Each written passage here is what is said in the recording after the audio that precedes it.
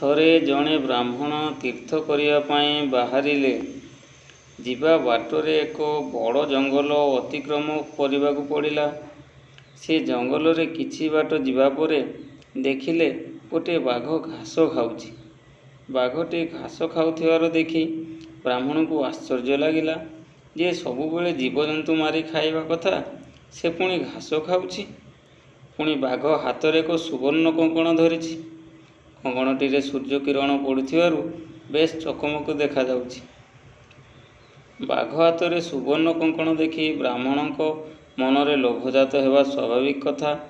କିନ୍ତୁ ବାଘ ପାଖକୁ ଯାଇ ବ୍ରାହ୍ମଣ କଙ୍କଣଟିକୁ ଆଣିବେ କିପରି?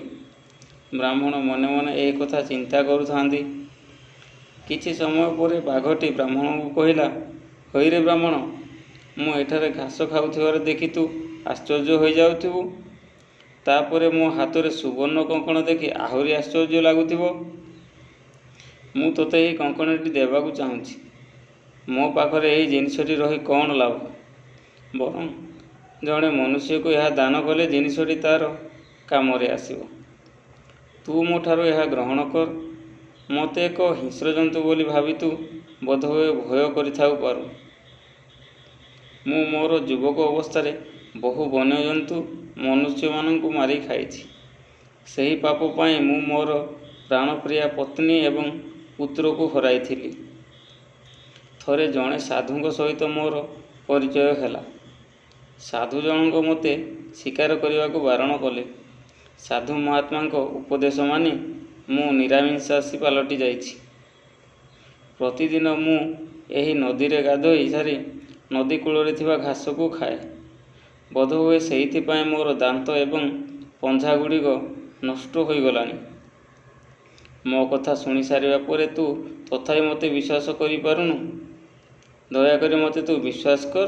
ମୋ ଠାରୁ ଏହି ସୁବର୍ଣ୍ଣ କଙ୍କଣଟି ନେଇ ତୁ ତୋ ପତ୍ନୀଙ୍କୁ ଦେଇଦେବୁ। ତଥାପି ମଧ୍ୟ ବ୍ରାହ୍ମଣ ବାଘର କଥାକୁ ବିଶ୍ୱାସ କରିପାରିଲା ନାହିଁ। ବିଶ୍ୱାସ ଜନ୍ମାଇବା ପାଇଁ ବାଘଟି ବ୍ରାହ୍ମଣକୁ କହିଲା, ହେ ବ୍ରାହ୍ମଣ, ତୁ ଆଜି ପର୍ଯ୍ୟନ୍ତ ଜୀବନର ମାୟା ଛାଡ଼ିପାରିନୁ। ଜୀବନ କ୍ଷଣସ୍ଥାୟୀ। ତଥାପି ମଧ୍ୟ ମଣିଷଠାରୁ ଆରମ୍ଭ କରି ଅନ୍ୟ ଜୀବଜନ୍ତୁଙ୍କ ପାଇଁ ଏହା ଅତ୍ୟନ୍ତ ମୂଲ୍ୟବାନ। ମୁଁ ଜାଣିପାରୁଛି ତୁ ଦ୍ୱନ୍ଦ୍ୱରେ ପଡ଼ିଯାଇଛୁ। ଏହି ସୁବର୍ଣ୍ଣ କଙ୍କଣଟି ନିଶ୍ଚୟ ତୋର ଦରକାରରେ ଆସିବ। ଲୋକେ କହନ୍ତି ବ୍ରାହ୍ମଣ ଉଚ୍ଚ ଜାତି।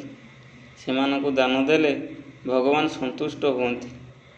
କାରଣ ଭଗବାନଙ୍କ ସହ ସେମାନଙ୍କର କୁଆଡ଼େ ସିଧା ସମ୍ପର୍କ ଅଛି ବୋଲି ସ୍ୱୟଂ ବ୍ରାହ୍ମଣମାନେ ହିଁ କୁହନ୍ତି।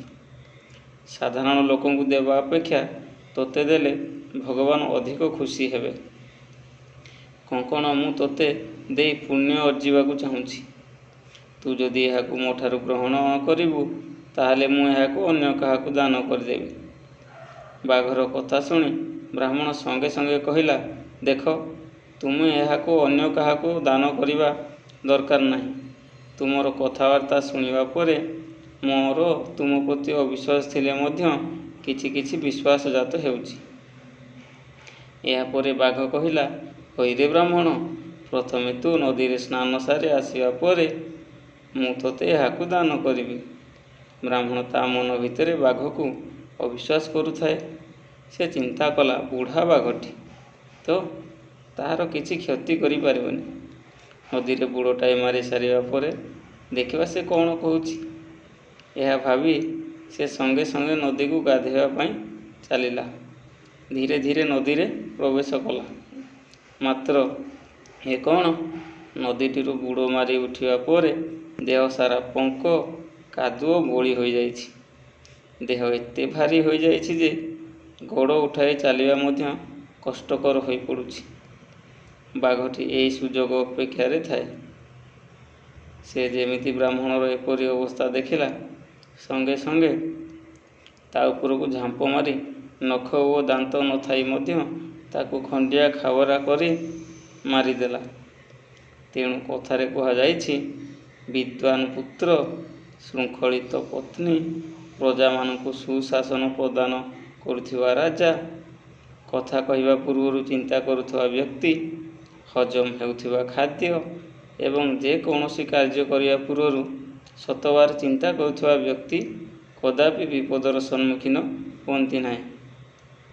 ବ୍ରାହ୍ମଣଟି ଯଦି ଲୋଭର ବଶବର୍ତ୍ତୀ ନ ହୋଇ କିଛି ସମୟ ଚିନ୍ତା କରିଥାନ୍ତା, ତାହେଲେ ତାକୁ ମୃତ୍ୟୁବରଣ କରିବାକୁ ପଡ଼ିନଥାନ୍ତା। କଥାରେ ଅଛି, ଲୋଭରୁ ପାପ, ପାପରୁ ମୃତ୍ୟୁ। କପଟୀ, ମିଛୁଆ, ଲାଞ୍ଚୁଆ, ଧୂର୍ତ୍ତ, ଭଣ୍ଡ ଓ ଲୋଭୀ ଜାତି ସର୍ବଦା ପ୍ରଥମେ ତ ସୁଖ ପାଆନ୍ତି, କିନ୍ତୁ ପରେ ଦୁଃଖ ପାଆନ୍ତି।